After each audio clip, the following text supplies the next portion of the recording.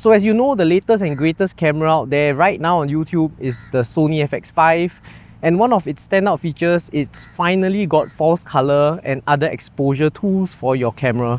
So with other exposure tools like false color and waveform, we don't really have to rely on zebras or an external monitor or an app to actually judge our exposure accurately. But what if you have an FX3, FX30 or one of the alpha cameras that don't have these capabilities? I felt left out, so I found a way around this, and what I've done is I have given my FX30 false color. So today I'm going to show you how I managed to get false color on the FX30 and how you can too by just loading in a LUT and using it like an FX5. Alright, so we're going to generate the LUT. So this is how we're going to do it. We're going to do it with ChatGPT. So for this one, the prompt will be to generate a false color LUT for the Sony camera shooting in S-Log3, make the colors similar to EL zone and to have consistency among different products with the EL zone. So we're going to try and copy and make it inspired by the EL zone colors, but this is not EL zone, this is similar, and we will have it to work with the S-Log3 gamma curve. Okay, so ChatGPT is pretty smart, so now it's going to build a 3D LUT. So it's in cube, which is what we need for the camera. So it's going to convert the S-Log3 exposure into EL zone style false colors using the published S-Log3 transfer curve and documented a legend basically. So it's going to give you a legend and it's going to also tell you what everything is. Alright, so it has generated everything, so we can download the pack and load it into the camera as a LUT. So it is 33 cube. Don't use the 65 because your Sony camera doesn't support a 65 cube. Use the 33 point. And this is the color legend. So this is what it is. Okay, so we also generated the color legend. I made it extremely large to explain to you. So middle gray on the screen when you load in the LUT will show as gray. When you go minus half stop is brighter green. Green will be 1 stop.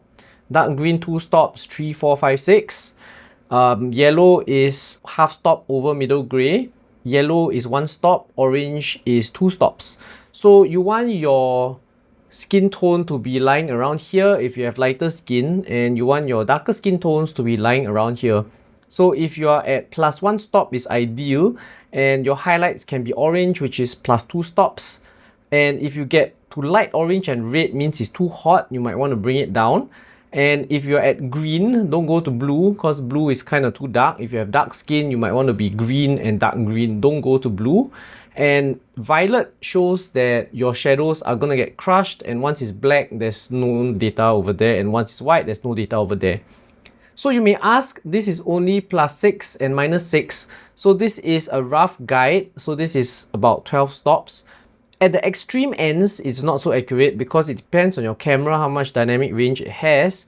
But within this area, I've noticed that it's extremely accurate. The +3, -3 is always about there. So once you get to red, just please note that it may get a little bit inaccurate. If you're at white, you may still have some data, or at black, you may still have some data depending on what camera you have. If you have more dynamic range, of course, you will have data in these ranges that you can bring back. But in a 12 stop range, I think this is pretty typical. You should get everything right. If your scene is more than 12 stops of dynamic range, I think you should do something about your scene and kind of bring down the dynamic range if possible. Alright, so now I'm going to show you how you can import the LUT into the camera. So basically, you got to load it into the SD card. Then you go to your menu. You go to this pink color one, Manage User LUTs. Then you import your LUT inside. You also need to configure an easy way to access your LUTs. So we'll go to Custom Key Dial Settings. And I will change my zebra, which is number 4, to Select LUT. So what this does is that when I tap on this one, I can just scroll the LUTs and then I can just press Enter and I have this LUT. Okay, so this is my 709 transform LUT, and then this is the EL LUT. I also have loaded in my false color LUT and another false color LUT in ARRI-style. So this false color LUT is the same as the Sony one in your Monitor and Control app, and this is your ARRI-style colors, and you can see how it works. Okay, so now that you have loaded the LUT, I'm going to show you how to use the LUT. So now we have set up our scene over here. You can see I have a figure over here. Then I have my color checker over here. So on the color checker, this is a very standardized color. This is your colors. This is your skin tone. This is your grays. This is your white. This is white, middle gray, and black. So what we want to do is set middle gray to gray. So I've already done that. We'll check by using our force color EL LUT, and you can see that this is gray. So this is correct. As I change my aperture, you can see that the colors all change. So when I open up, things are starting to get red, starting to get white, means that now this is very overexposed, this is blown out. Let's verify. You can see. So the figurine on this side is all blown out. Now let's stop down. So as you stop down, it gets darker. So the legend is that when it's red, it's really hot, and when it's blue, it's really cold. That's an easy way to remember. So when it's green and blue and black, purple means it's underexposed. So you can see now that the black is really black. Our figurine is green, which means it's under middle gray. And all these black areas mean that there's no shadow detail. So you can turn it off and we can have a look. So you can see our figurine over here is really black. The black is really black, and I think our skin tones are a bit blacker than necessary. So if I put my hand over there, you can see that it's gonna be quite dark.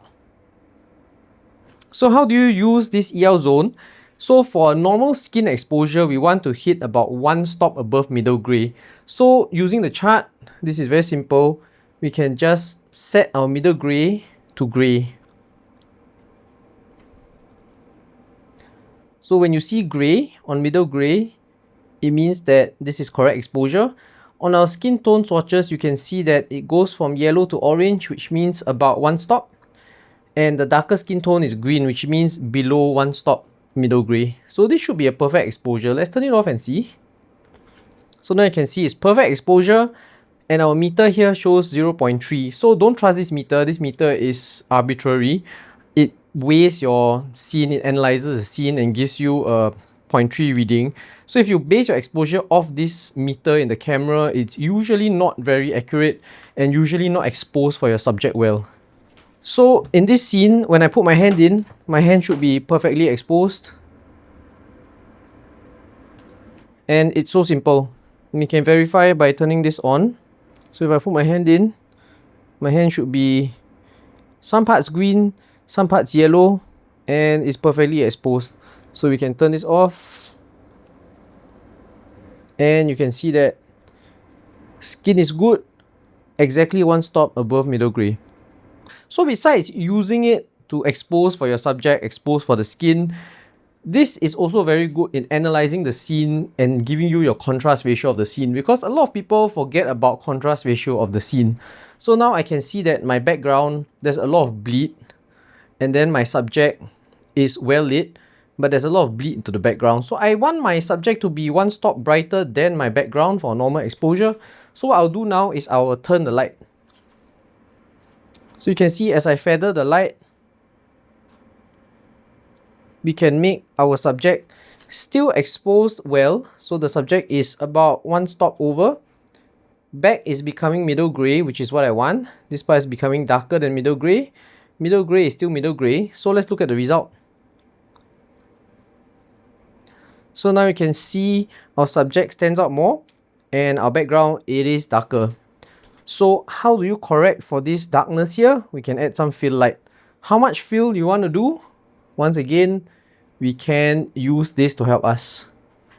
So I'm going to turn on the fill light, and then you can vary the amount of fill to see how much ratio you want. So let's say we want it even, so we don't want any contrast. And you can see our subject is perfectly well lit. Let's see if you want to do a 1:2 contrast ratio. Let's bring down the fill even more. So now our fill is at middle gray. This is 1 stop above. Below that is slightly under 1 stop. And this should be a nice contrast ratio. So you can see that our side of the face is nicely filled in. and this side of the face is very well lit, and we have control our background. Now we know exactly what the background value is, what our fill value is, and we know everything based on one single frame that you can immediately see. So this is the power of using a false color like this EL zone. If you want to use other colors, you also can. So I've downloaded in the false color from the Sony Monitor and Control app. So this is the color, like color legend is different. And this is your ARRI-style. So besides setting everything, contrast ratio and exposure, one helpful thing that this will teach you to do is to expose consistently. So every single shot, if you expose your subject like this, if you have given it some orange and mainly yellow, and your fill is somewhat like this with a little bit of green, if you expose every single scene like this, everything will match properly and you don't really have to do much work in the grade. So I find that this gives me great consistency among shots, and is also extremely convenient if you have different cameras. If you're all running Sony, you can just use the same LUT and you can have the equal exposure based on this, and everything matches perfectly. Alright, I hope you enjoyed this episode where I actually put false color on my FX30. So I think this is still one of the better, small, compact, low-cost cinema cameras out there. I think even though the FX5 is out, this is still a very worthy camera to use. I think if you don't get a good image out of this camera, it's definitely not the camera's fault. Invest on some lighting, invest on some skill, and expose properly, and you should get the best image out of this small camera that costs a third the price of your new FX5.